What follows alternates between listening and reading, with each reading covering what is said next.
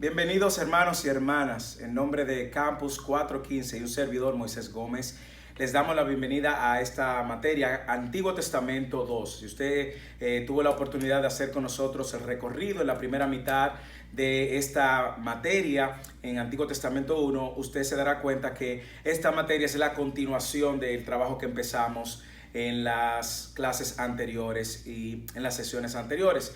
En el día de hoy damos inicio a esta jornada con el fin de completar nuestro recorrido en el Antiguo Testamento, por todo el Antiguo Testamento, y esta segunda mitad tiene unos retos diferentes, tiene unos desafíos para ustedes como estudiantes y también para mí como facilitador. Bueno, el hecho de que vamos a estar viendo muchos libros, muchos más libros de un contenido más denso y con el fin de poner la expectativa del estudiante en el lugar correcto. Recuerde que en estos videos, en estas entregas, entonces estaremos viendo muy por encima los aspectos más relevantes de cada una de estos libros. Algo importante que usted debe de considerar también es que el trabajo de estudio, el trabajo de investigación a la luz del libro de texto que le hemos dado es su responsabilidad. Usted va a encontrar más contenido, más sustancia también en la medida en que usted se exponga al libro de texto que ya usted conoce, como lo es el libro de Introducción al Antiguo Testamento de Tepper Logman y Raymond Diller. Así que es nuestra recomendación de que pueda ir por cada uno de estos capítulos y también profundizar en el material sugerido por los autores. Recordarles sin duda alguna que nuestro mayor interés es que ustedes puedan filtrar todo lo que ustedes estudian a la luz de la escritura. No solamente la clase del profesor, no solamente lo que aparece en el libro, sino cualquier otro pensamiento o corriente de pensamiento que vaya a favor u en contra de lo que la palabra de Dios nos enseña. En este día tenemos una jornada interesante en esta primera clase porque tenemos el reto de ver 4 libros o más de 4 libros. Vamos a estar viendo el libro de Ruth, primera y segunda de Samuel, primera y segunda de Reyes y primera y segunda de Crónica. Y como usted se dará cuenta, tenemos limitaciones del tiempo. Pero no quiero entrar de lleno en el libro de Ruth sin que antes nosotros hablemos de los objetivos de esta materia. Al igual como lo vimos en Antiguo Testamento 1, el propósito es que el estudiante pueda recordar los contenidos de los libros seleccionados y describir cuáles son los aspectos, la idea central, la trama que trae cada libro, el mensaje teológico de cada libro y también que podamos ver cuál es la perspectiva del Nuevo Testamento o neotestamentaria. También el estudiante tendrá que identificar de estos libros que vamos a estar presentando, cómo esto puede verse a la luz de nuestra realidad y cómo nosotros podemos sacarle provecho en el día hoy presente, y también que usted pueda, a la luz de lo que expongamos, también ver toda la narrativa, el mensaje del Evangelio en toda su esplendor y en toda su narrativa y en el despliegue que Dios mismo se encargó de hacer en la medida en que iba inspirando cada una de estas narrativas o cada uno de estos libros. Vamos a tener 6 encuentros, vamos a tratar de resumirlo todo en 6 encuentros, y es nuestra oración de que ustedes, cada uno de ustedes, puedan también asumir con la misma seriedad con la cual nosotros hemos asumido la entrega, de que cada uno de ustedes también puedan asumir eso, estudiando el material, haciendo las lecturas complementarias, o no la lectura complementaria. En este caso nuestra lectura va a ser la del libro, cada capítulo del libro, esa es nuestra sugerencia, y que ustedes también puedan cumplir exitosamente con el examen final que estaremos dando ya la última semana. Así que todo esto a modo de introducción, para que entonces vayamos juntos al libro de Ruth. Y lo que vamos a hacer es, vamos a seguir un patrón similar al que usamos en la primera entrega de Antiguo Testamento, en la primera clase o materia Antiguo Testamento, donde vamos a estar siempre dando un panorama general del libro, de manera que podamos tener un entendimiento del libro. Vamos a estar hablando en algunas ocasiones del género, el autor, y vamos a estar hablando del mensaje teológico y la perspectiva testamentaria o del Nuevo Testamento. Así que iniciemos con el interesante libro de Ruth, y en versiones que nosotros ya sabemos en español y en inglés, ocurre justamente después de que nosotros hemos terminado el libro de los jueces, y el periodo de tiempo que se establece junto antes de primera y segunda de Samuel. Samuel, vamos a hablar solamente de Samuel como un libro, porque ya veremos cómo cada uno de estos libros fueron divididos luego de la Septuaginta, pero cuando hablamos de Samuel nos estamos refiriendo a ambos libros y nos sirve como una introducción. Es decir, el libro de Jueces transiciona a Samuel con la narrativa del libro de Ruth, que habla justamente de esta fuerza moral y de sus personajes y cómo todo esto se desenlaza en un plan indiscutiblemente soberano de parte de Dios, que guió todas las cosas, orquestó todas las cosas y dirigió todas las cosas de acuerdo a su propósito. Es una historia de amor, nos da un cuadro excelente de lo que es la vida y las costumbres de ese momento, y la historia está narrada de una manera tan interesante que uno parece ver a los personajes cada vez que aparecen en escena. Es muy específica en detalles, como dije, de costumbres y también de sus formas. En Ruth capítulo 1 versículo 16 y 17 es uno de los textos incluso más interesantes de toda esta narrativa, porque nos permite saborear, si se puede decir de alguna manera, el libro completo. Ruth dijo: no insista que te dejes o que deje de seguirte, porque donde tú vayas iré yo, y donde tú mores moraré yo. Tu pueblo será mi pueblo y tu Dios será mi Dios. Donde tú mueras, allí moriré y allí seré sepultada. Así haga el Señor conmigo, y aún peor, si algo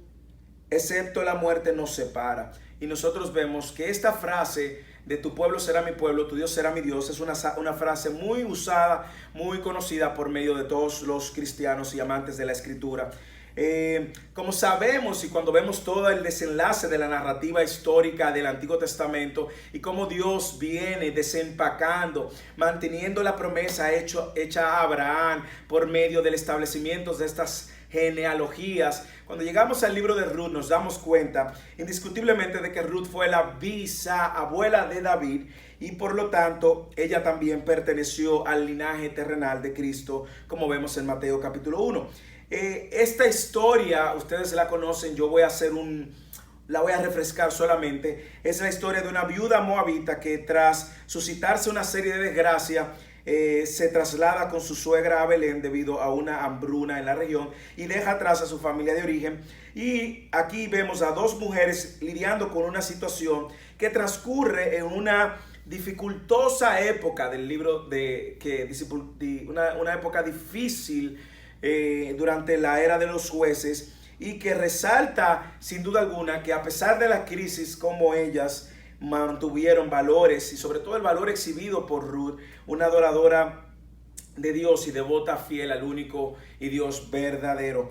Algunos, hablando ya transicionando acerca del autor, algunos apuntan de que este libro fue escrito por Samuel y dan a Samuel como autor, porque nosotros vemos que y es posible, porque no vemos que Samuel no muere sino hasta que había ungido a David como rey, que escogió a David como rey. Es decir, que en este periodo de transición, Jueces, Samuel, hay quienes entienden que le atribuyen a Samuel ser el autor de este libro. Cuando nosotros vemos la estructura del libro, el libro propone una estructura como la siguiente. Primer acto, primero hay una introducción en el capítulo 1, en los versículos del 1 al 5. Luego hay un acto donde se ve el éxodo, estas personas abandonando su región de origen, en el capítulo 1 del versículo 6 al versículo 18. Luego vemos cuando llegan a Belén en el acto 2, capítulo 1 del 19 al 22. Luego vemos en el capítulo 2, en los versículos del 1 al 23, la introducción de Boaz. En el capítulo 3, el acto 4, vemos entonces en los versículos primeros, versículo 18, el plan que Dios ya tenía estipulado. Y capítulo 5, entonces vemos el pronunciamiento público en los capítulos 4 del 1 al 12, y finalmente un postludio que es en el capítulo 4, en los versículos del 13 al 22. Nosotros, cuando nos acercamos a este mensaje teológico que podemos extraer de este libro de Ruth, es claro: sea leal como Ruth y amable como Boaz.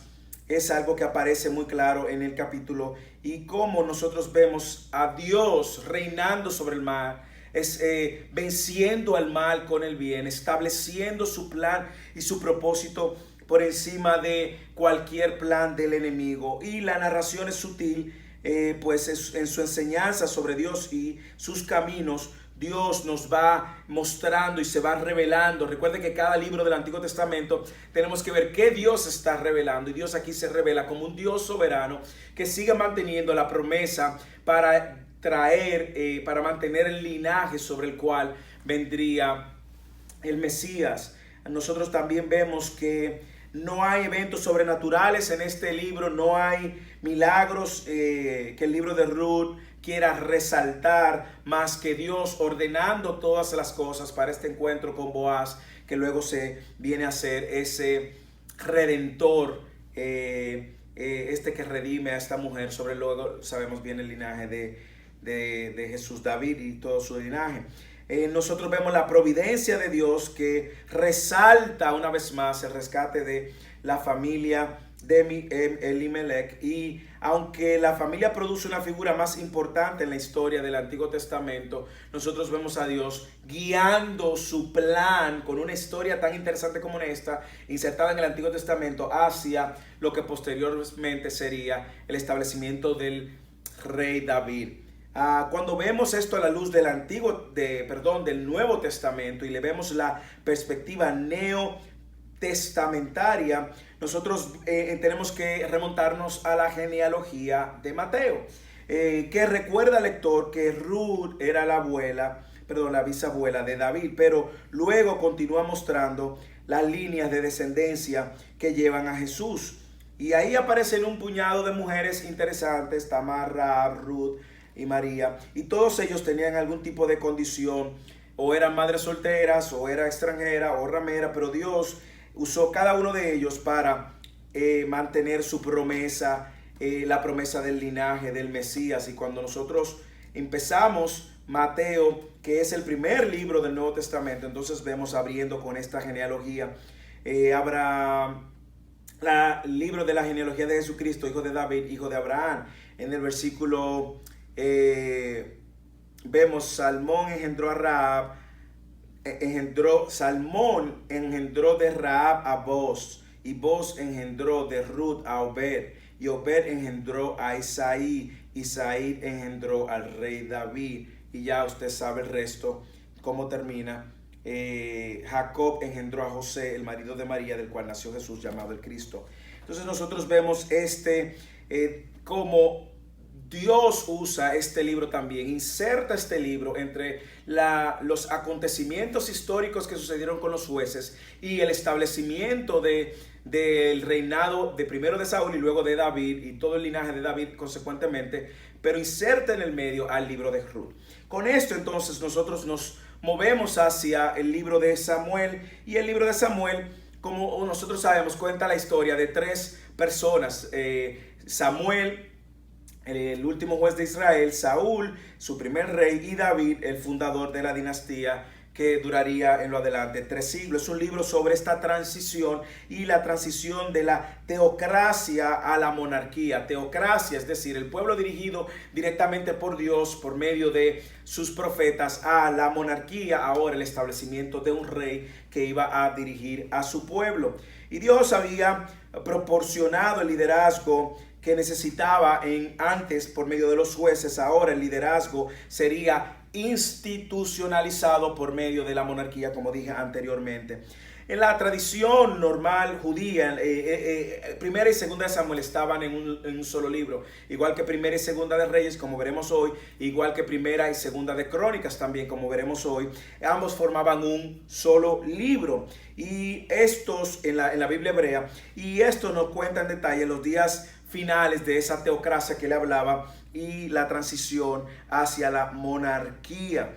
Nosotros también vemos que en el libro que cubre el libro de Samuel un periodo histórico de unos 130 años, y periodo que entonces nos muestra todo lo que hemos dicho: el llamado de Samuel desde el templo, primero la complicación de sus padres de infertilidad y el milagro una vez más de Dios responder a la oración de Ana, y Manoa, pero sobre todo de su madre Ana, y luego entonces el nacimiento de Samuel, el establecimiento de Samuel en el templo bajo el liderazgo de Elí, y posteriormente el reemplazo de Elí por parte de Samuel. Vemos también entonces la insistencia del pueblo de querer un rey como las demás naciones, el establecimiento de Saúl, que representa a este rey conforme a los criterios del mundo, y luego, o los criterios de la sociedad de ese momento,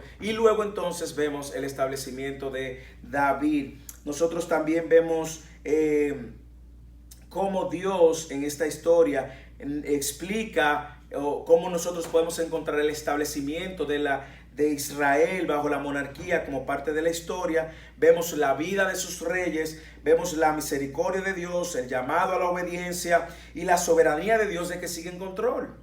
Como hemos dicho y vamos a seguir repitiendo, es importante que entendamos y veamos el carácter revelado de Dios en cada uno de los libros del Antiguo Testamento. Nosotros no estamos haciendo un repaso de la historia, estamos viendo al Dios dirigiendo la historia, a nuestro Dios soberanamente manifestando y haciendo un despliegue de lo que tiene que ver el plan de redención y la narrativa de conectar todas las naciones a Cristo y todo su pueblo también. Así que estos libros, viéndolo así de manera panorámica, cubren desde el nacimiento de Samuel hasta el reinado de David. Recuerde que en los libros de texto usted va a encontrar, en el libro de texto, perdón, usted va a encontrar detalles interesantes, muy académicos, que hablan acerca de la autoría, hablan acerca de la crítica textual, aunque son conceptos algo complejos, son muy interesantes que ustedes como estudiantes deben indagar, porque es un nivel de profundidad académico diferente e interesante que nos va a ayudar a ver la perspectiva incluso de autores, investigadores que han hecho sobre estos libros desde una perspectiva histórica, desde una perspectiva literaria, desde la crítica textual también. Así que nosotros por eso insistimos en que ustedes tengan la oportunidad de poder leer con detenimiento el contenido de los capítulos, que es donde van a ganar más entendimiento del libro. El autor fue originalmente Samuel, un solo libro, como dije. Sin embargo, probablemente a la extensión del material que tenía este libro de Samuel, el libro se divide en la Septuaginta en dos partes, primera y segunda de Samuel. Aunque no hemos hablado de la Septuaginta, solamente para aquellos que no saben, la Septuaginta es la versión en griego de todo el Antiguo Testamento, ¿ok? Entonces, aparentemente, cuando se traduce todo el Antiguo Testamento a la Septuaginta, entonces se hace la división de dos libros. La primera parte, que es el primera de Samuel, termina con la muerte de Saúl, y la segunda parte está dedicada en gran parte al reinado de David. ¿Okay? El libro lleva el nombre del primer personaje de esta narrativa, que es Samuel. El nacimiento se registra en el capítulo 1 y nosotros vemos entonces que también el Talmud, algo interesante, el Talmud atribuye primera de Samuel a Samuel, y hay quienes estudiosos y algunos también entienden que parte de la segunda parte del libro de Samuel fue escrita por Natán y por Gad. Cuando tratamos de sacar el mensaje teológico de Samuel, nosotros vemos que por lo general se describe a Samuel como parte de la historia deuteronómica. Esta serie de libros desde Josué a través de los reyes aplican. Cuando hablamos de deuteronómica, vamos a explicar este concepto, nos referimos a libros que han sido grandemente influenciados por las leyes que se dieron en el libro de Deuteronomio, y la visión de esa realidad y contexto histórico a la luz de Deuteronomio y de la historia de la nación. Así que la influencia de Deuteronomio se puede sentir en Samuel con bastante frecuencia por dos cosas: por la fraseología que utiliza el autor, por el vocabulario también. Y hay tres implicaciones teológicas que desempeñan un rol importante en este libro. Primero, Deuteronomio imaginó que un día tenía un rey. Y cuando nosotros vemos el peso que tiene este libro, nosotros vemos que efectivamente presupone también el libro de Samuel aquello que Deuteronomio había establecido.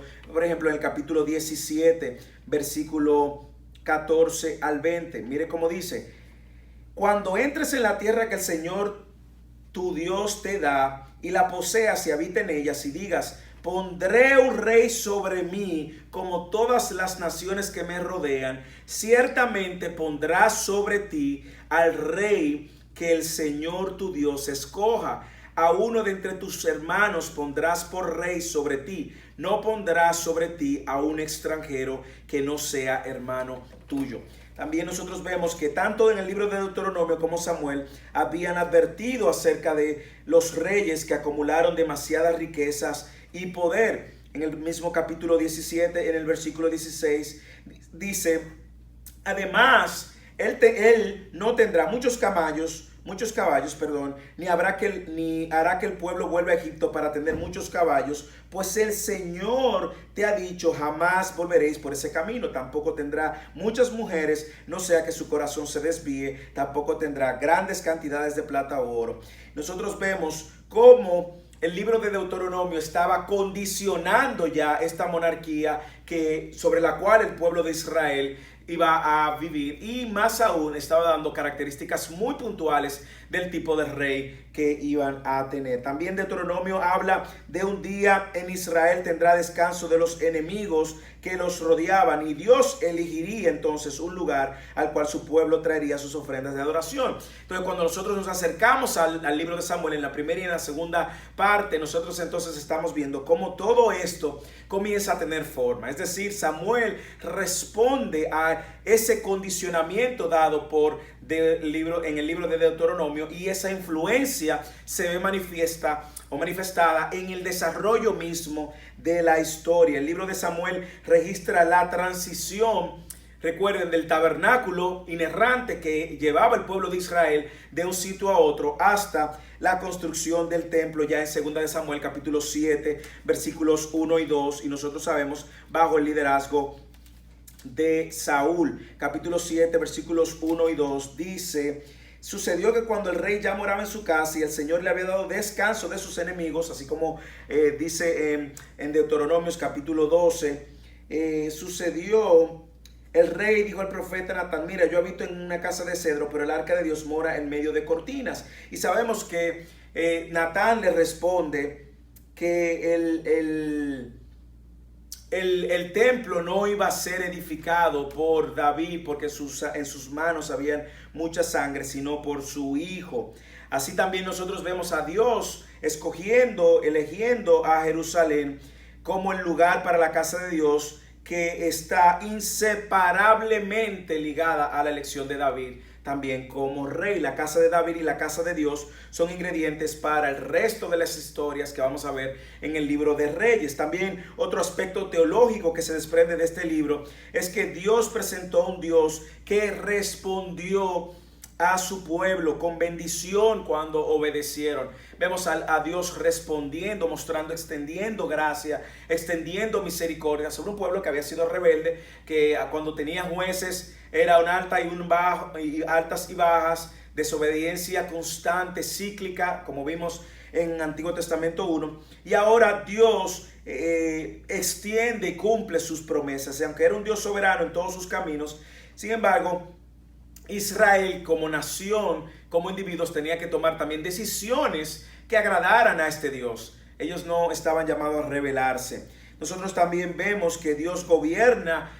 Otro aspecto teológico es que Dios gobierna sobre las naciones y sobre los asuntos de la historia. Es Dios quien elige y precede el curso de las personas y el curso de las naciones. Así como nos dice 2 de Samuel también en el capítulo 7, donde quiera que he ido con todos los hijos de Israel, hablé palabra alguna de las tribus de Israel, a la cual haya ordenado que pastoreara a mi pueblo Israel, diciendo: ¿por qué no me habéis edificado una casa de cedro? Ahora pues, así dirás a mi siervo David: así dice el Señor de los ejércitos, yo te tomé del pastizal, de seguir las ovejas, para que fuera príncipe sobre mi pueblo.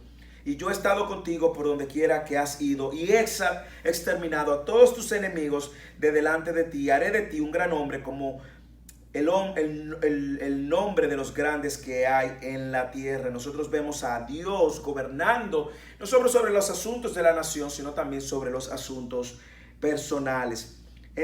Nosotros vemos en el caso de Samuel, en ambas partes, una extensión de la gracia y la ley de Dios que se extiende por la aplicación de este nuevo sistema de gobierno. La posesión de la tierra ahora está vinculada a la realeza, como dice 2 de Samuel en el capítulo 7, versículo 10. Asignaré también un lugar para mi pueblo Israel y lo plantaré allí a fin de que habite en su propio lugar y no sea perturbado de nuevo, ni les aflijan más los malvados como antes. Entonces vemos que Dios se sigue mostrando como el Dios que va corriendo su plan, que va ejecutando su plan a la perfección, dirigiendo pueblos, naciones y personas. Entonces, pudiéramos hablar de otros aspectos teológicos como el pacto de davídico que encontramos en este libro. También encontramos los acontecimientos de la vida de David registrado en Samuel,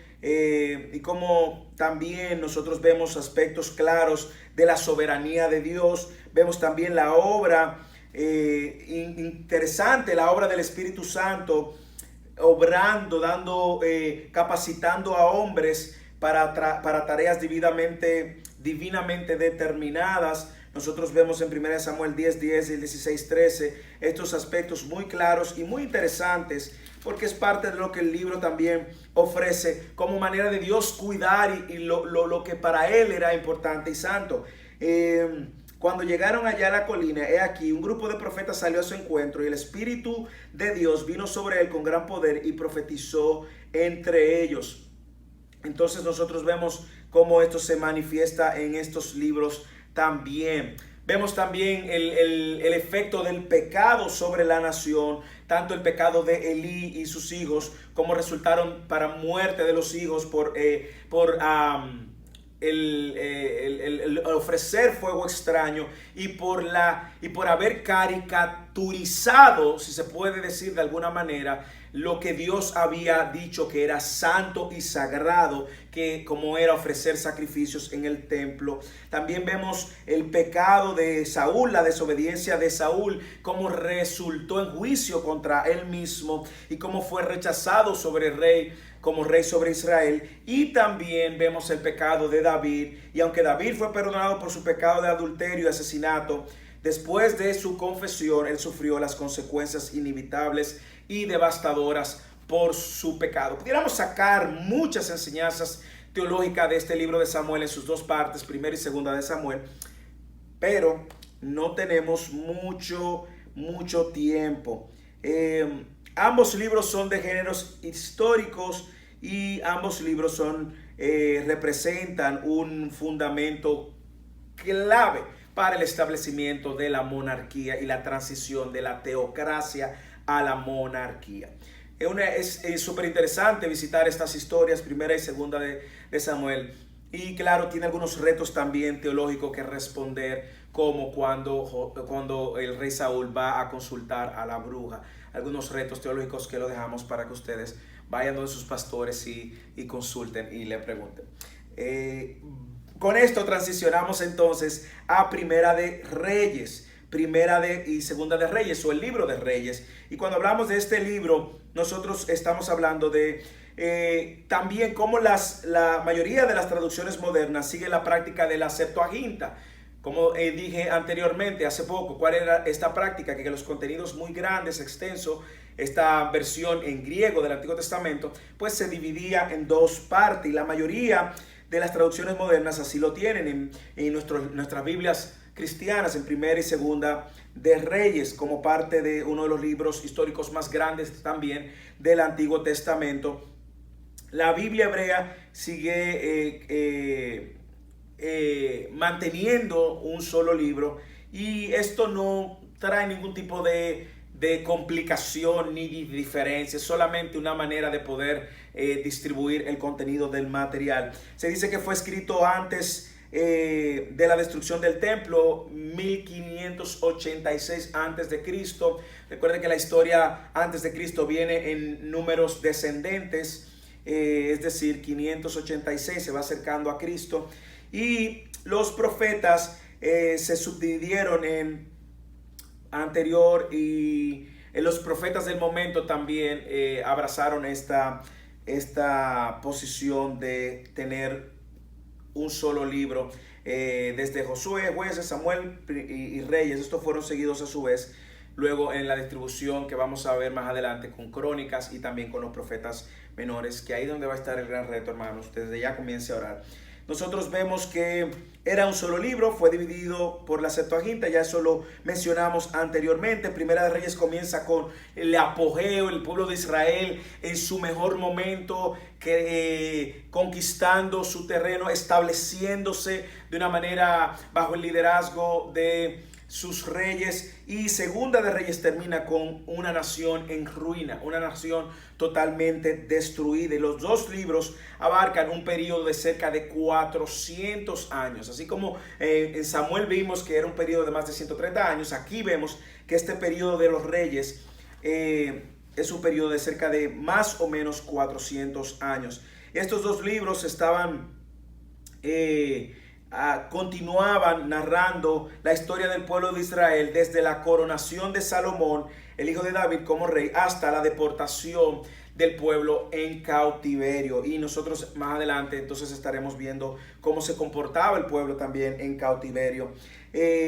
Aquí también encontramos la muerte de el rey David, vemos el reinado de Salomón, vemos también la revuelta de Jeroboam, vemos la división y sus 10 tribus durante el reinado de Jeroboam, vemos el hijo también de Salmón tomando protagonismo, y desde esta época en adelante se combinan las historias de los dos pueblos, de los dos reinos, el de Judá y el de Israel, hasta el cautiverio de ambos. Y nosotros vemos que la monarquía se evaluaba sobre la base de la lealtad al pacto, y también nosotros vamos a ver en el libro las consecuencias al ser infiel a este pacto. El libro de los Reyes informa sobre la historia de Israel, comenzando con la transición del poder de David a Salomón y terminando con la liberación de Joacim de la prisión durante el cautiverio babilónico. El libro también de Reyes en sus dos partes está marcado por temas teológicos interesantes.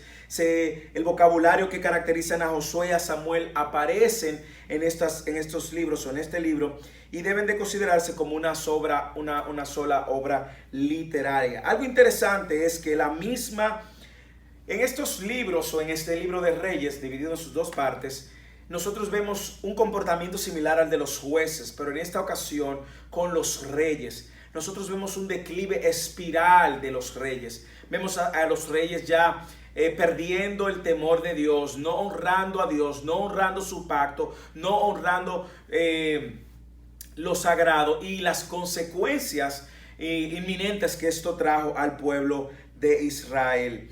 Reyes, en conclusión, tiene una cobertura histórica desde la muerte de David, 970 años antes de Cristo, hasta el exilio de Judá, 586 años antes de Cristo. Y algo que veremos más adelante es cómo los profetas entonces hicieron uso de esta historia registrada en el libro de Reyes, citándola en algunas fuentes muy a menudamente y algunas veces literalmente en el libro de los profetas. Es un libro histórico también, y hay quienes dicen que el autor los judíos identificaron a Jeremías como el autor de Reyes. El Talmud también informa que Jeremías escribió el libro de los Leyes, su propio libro, y Lamentaciones. Así que algo interesante es saber que quien escribe este libro, la cultura judía y tanto el Talmud, se lo atribuyen a Jeremías. Cuando nos acercamos al mensaje teológico, entonces, que podemos extraer, igualmente mucho que podemos sacar teológicamente. Gran parte de la fe de Israel en este periodo preexílico se construyó alrededor de las dos promesas que Dios había hecho a su pueblo: la elección de Jerusalén como el lugar de residencia a habitar hasta el día de hoy, y segundo, sus promesas a David de que le iba a dar una dinastía duradera, y la historia había ratificado esa confianza que el pueblo nacionalmente había tenido sobre estas dos promesas, la dinastía de David, que duró más de 3 siglos. El escritor de Reyes también se propone de una manera muy intencional explicar el exilio y la destrucción de Judá de una manera que pueda rescatar la fe de su gente ante estas preguntas. Una lectura rápida del libro da la impresión de que el libro de los Reyes no es en general una historia optimista, sino que presenta, como dije, esta espiral descendente. ¿Y por qué es esto así? Bueno, porque en parte el escritor le está diciendo a Israel que el exilio no fue resultado de un fracaso, de que Dios falló, sino que el exilio es el resultado justamente de su desobediencia y de que la nación falló y que Dios estaba juzgando a la nación por sus transgresiones. Entonces el autor en este libro de Reyes, en sus dos partes, persigue darle este conocimiento al lector de que lo que estaban viviendo y cómo la nación se fue deteriorando y el reinado se fue deteriorando, era el resultado justamente de sus transgresiones ante un Dios que había prometido estar con ellos, había prometido a la dinastía del rey David y había prometido que este era el pueblo escogido que se iba a establecer en Jerusalén. Entonces esta era la prueba. Dios no mostró, Él no estaba demostrando que le faltaba poder o que no tenía el poder suficiente, sino todo lo contrario, era la prueba de que Él estaba gobernando la historia, Él estaba dirigiendo su nación y llevando a su nación a un proceso donde ellos podían entonces apreciar, atesorar, valorar a este Dios todopoderoso que le había prometido a sus ancestros, que le había prometido a sus padres entonces el establecimiento de una nación y de bendecir por medio de esta nación a las demás naciones. En este sentido, algunos entienden que el libro de Reyes puede ser también llamado como un libro, otro ejemplo de la Teodicea. Y cuando hablamos de la Teodicea, quizás este concepto parece extraño. La Teodicea se refiere a la literatura que trata de explicar y justificar la manera en que Dios trata con las personas por medio del mal o del sufrimiento, y cómo Él reivindica su divinidad en medio aún de los sufrimientos y el mal. Entonces, a veces nosotros cuando hablamos de Teodicea en teología, pensamos lo primero que nos viene a la mente es el libro de Job, justamente porque es la expresión quizás más clara. Pero aquí también el libro de Reyes deja esta enseñanza teológica también. Nosotros entonces vemos que los mensajes o el mensaje teológico, sobre todo que Temper Longman y Raymond Diller quieren dejarnos, es acerca de la centralización de la adoración a la luz también de Deuteronomios, cuando él está hablando de que el libro de los Reyes usa la ley particular para formar el núcleo de la evaluación teológica de los reyes de Israel y claro de la nación de Judá. También vemos el tema de la monarquía, resalta como uno de los enfoques teológicos de este libro, ya que así como Israel había pedido un rey, bueno, pues aquí está no solamente el desenlace de esta decisión, sino el deterioro como falta de reyes que gobernaran bajo la autoridad o bajo el temor de Dios.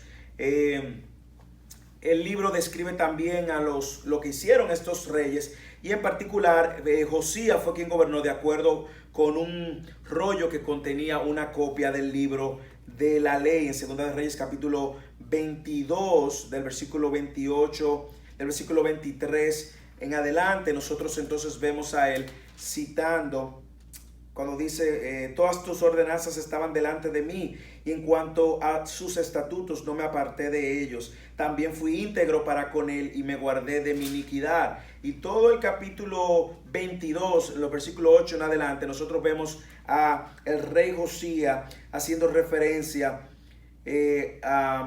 al uso de esta copia del libro de la ley. También vemos la eficacia de la palabra profética dada en Deuteronomio capítulo 18, 9 al 22, y como aquí en el libro de los Reyes se ve el cumplimiento de esto, el poder y el cumplimiento de la palabra profética. Es un tema muy frecuente que aparece en reiteradas ocasiones en el libro de los Reyes. Y por último, nosotros vemos también cómo se cumple las maldiciones, o se puede decir el juicio de parte de Dios, como consecuencias de el cumplimiento, de la ruptura del pacto por parte de este pueblo. Entonces, cuando nos acercamos y vemos esto a la luz del Nuevo Testamento, nosotros vemos que es un libro tan grande que toca temas importantes en la historia redentora. Y Nuevo Testamento, en el Nuevo Testamento hay mucha reflexión que se desprende a la luz de estos gobernadores y estos reyes. El libro de Reyes termina con una nota de esperanza que incluso durante el exilio y bajo el dominio de otras naciones extranjeras, ellos aún, el favor divino todavía estaba con ellos, a los que eran descendientes del linaje de David. Y el Nuevo Testamento muestra que esa misma esperanza estaba viva. Y no solamente que estaba viva en Israel durante el Imperio Romano, sino también que los escritores de los evangelios se preocupaban por seguir esta ascendencia davídica, esta descendencia davídica de Jesús, y la legítima reclamación del título Hijo de Dios, refiriéndose, Hijo de David refiriéndose a Jesús. En Mateo 1, en el capítulo 1, versículo 6, versículo 17, versículo 20. También lo vemos en el capítulo 9, versículo 27. Lo vemos también en el capítulo 12. En Mateo lo vemos a mayor frecuencia en Mateo, porque recuerden que Mateo tenía como audiencia a los judíos y quería conectar al Mesías con el Mesías del Antiguo Testamento y también con el linaje de David. Pero solamente por citar un texto, en el capítulo 9, versículo 27, cuando dice, luego de haber sanado al paralítico, y al irse Jesús de allí, 2 ciegos le siguieron gritando y diciendo, Hijo de David, ten misericordia de mí. Luego de que ya él venía haciendo una serie de milagros. También en el capítulo 12 de Mateo, en el versículo 23, nosotros vemos entonces, y a todas las multitudes estaban asombradas y decían, ¿acaso no es este el hijo de David? Así que nosotros vemos una conexión muy clara cuando el linaje de David se mantiene, el reinado de David se mantiene, y es justamente lo que el Nuevo Testamento persigue, los evangelios, de a pesar de la opresión del pueblo romano, como este pueblo había estado bajo opresión también, pues ellos estaban trayendo la esperanza de que el hijo de David, aquel del linaje de David, iba a estar en medio de esto, y eso en medio de ellos. Y eso es lo que dibuja Mateo, esos paralelismos literarios entre la vida también de Elías y Eliseos y la vida de Juan el Bautista.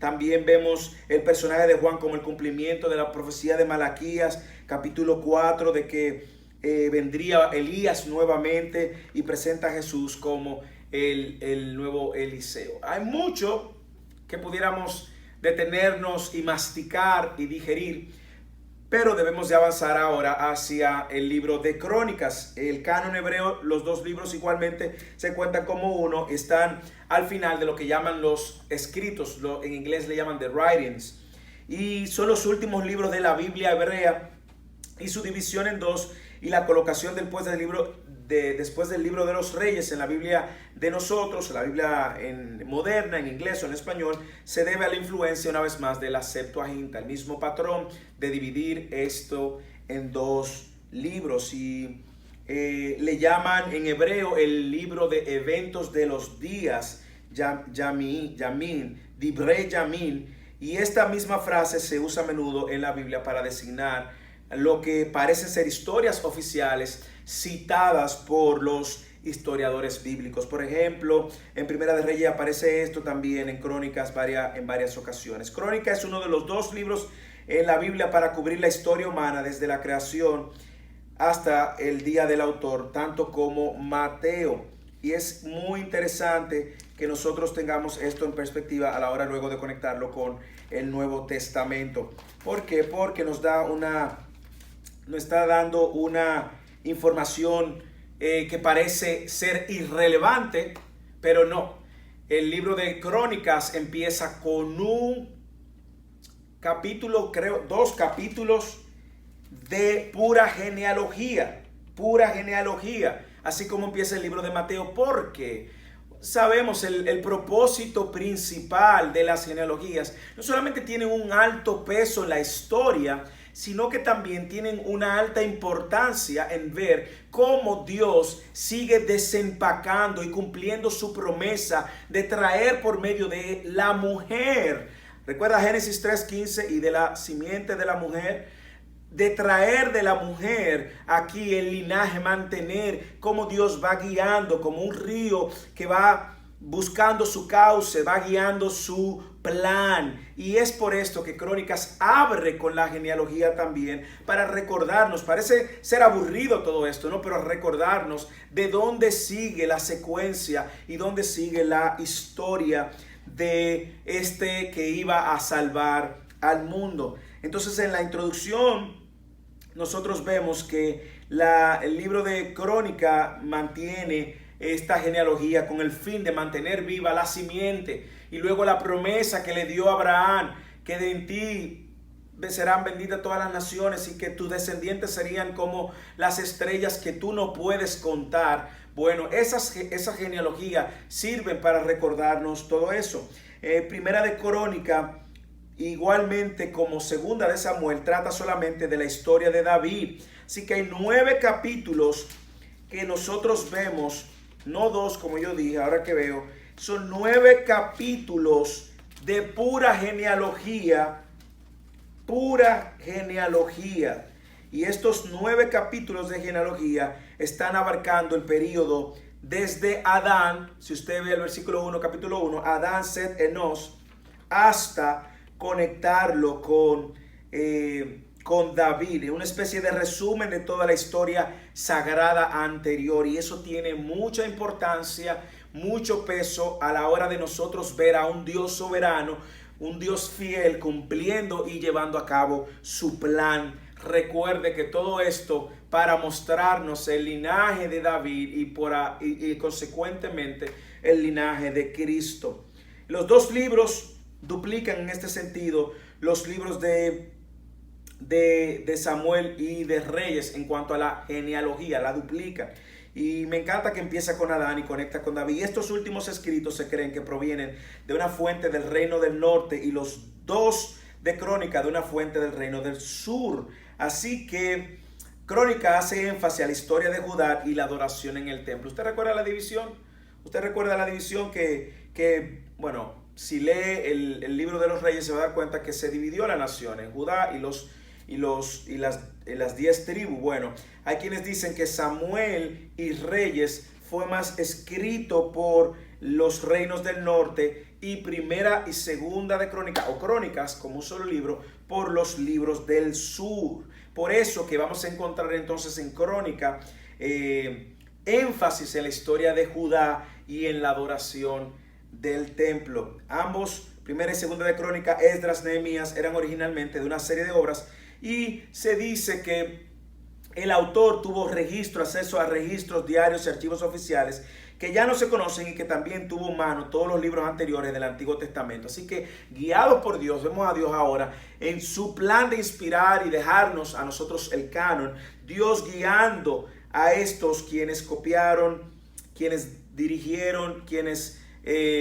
sirvieron como el instrumento de Dios para dejarnos escrita toda su plan y toda su voluntad.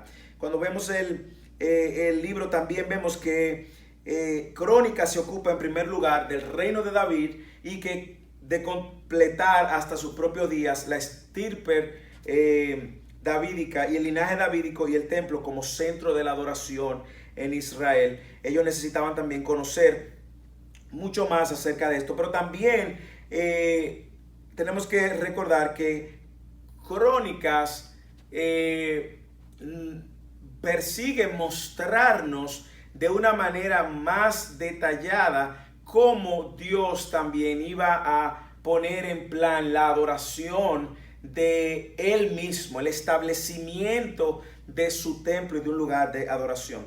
El autor se le atribuye a Esdras, juntamente con los libros de Esdras el libro de Esdras que vamos a ver más adelante, y Nehemías. Y el autor de Reyes vivió durante el exilio, y muy temprano en el periodo post-exílico. Nosotros pudiéramos ver muchas cosas, sin embargo, tenemos que empezar a ver también el mensaje teológico que nos puede dejar el libro. El libro de Crónicas se divide naturalmente en 3 secciones. Básicamente la genealogía, la monarquía bajo David y por último, bajo David y Salomón, y por último el reino, y cómo el reino se desenlaza. La genealogía en el capítulo 1 al 9, y de aquí sacamos también las enseñanzas teológicas, también tienen algunas funciones prácticas. No solo abordan la continuidad acerca del pasado y todos los acontecimientos que se vivieron durante el periodo de reinado de estos reyes, algunos justos, otros se apartaron, sino que también cuestión de legalidad y legitimidad. Habla también de quién era elegible para la realeza y el sacerdocio, y también aborda temas, todo lo que tiene que ver con la genealogía, de cuestiones de estatus social, obligación militar, distribución de la tierra, derechos hereditarios. Son temas que se ven en la genealogía. Y si bien estas genealogías antiguas pueden ser un tanto aburridas para los lectores actuales, la genealogía de las tribus individuales contiene muchas características interesantes que vale la pena estudiarla, invertir tiempo en ellas también. La segunda parte de este libro, que es la parte de una monarquía unida, nosotros vemos que aquí se elimina la narrativa de venganza de Salomón sobre los enemigos de David, que encontramos en Primera de Reyes, en el capítulo 2, y que tampoco informa sobre los pecados de Salomón, esta parte de Crónicas, que según Reyes fueron la última razón por la cual el reino se dividió, la ruptura del reino. Incluso nosotros vemos en Segunda de Crónicas también el desplazamiento de Salomón por parte de Jeroboam. Parece que aquí nosotros vemos como intencionalmente esta parte no fue incluida, aunque fue incluida en otros libros también. Otra característica importante sobre David y Salomón es que en sus reinados se presentan en el caso de Salomón, en medio de la participación en la construcción del templo, tan pronto como fue inaugurado. Y nosotros vemos también la preocupación de David de mover el arca. Era parte también de lo que aparece en esta narrativa. Sin embargo, nosotros vemos una sección muy clara en el capítulo 22 al 27 de Primera de Crónica de los preparativos de David para dejar el trabajo, pasar la antorcha a el rey Salomón. Entonces, en conclusión, nosotros vemos en este libro, y si se puede ver de alguna manera este aspecto teológico, es la continuidad del pueblo de Judá. Dios sigue manteniendo a su pueblo, Dios sigue manteniendo a su nación, y también Dios sigue manteniendo a otros, a su pueblo, llevándolo al exilio, y después vemos a Dios siendo leal al pacto que hizo con David, y vemos a Dios como el protagonista de este libro también. Nosotros vemos otros aspectos teológicos, es que hay una gran esperanza al liberar a Judá de la cautividad de 70 años. En 2 de Crónicas capítulo 36 versículo 22 nosotros vemos que Dios liberta a este pueblo de la cautividad luego de 70 años, y vemos también como aspectos básicos como el pecado personal, también la falsa adoración, la idolatría, la confianza en el hombre más que en Dios, son aspectos que se resaltan teológicamente. Cuando lo conectamos con el Nuevo Testamento, sin duda alguna tenemos que compararlo con el Evangelio de Mateo, que fue muy intencional también de mostrarnos la genealogía desde Adán hasta Cristo.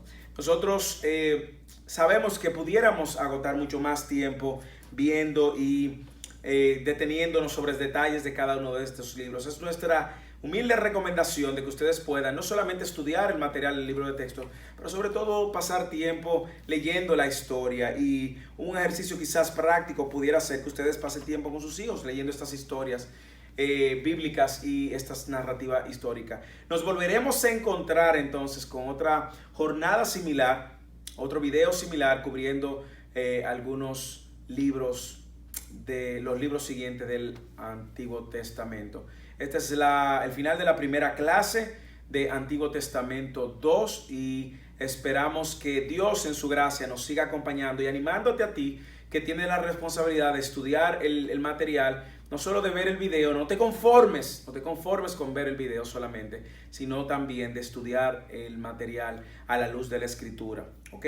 La Escritura es nuestra principal fuente y todo recurso externo sirve para nosotros ayudar a entender aspectos interesantes de la historia y de todo lo que hemos estado viendo. Los espero en la próxima clase, así que Dios me los bendiga.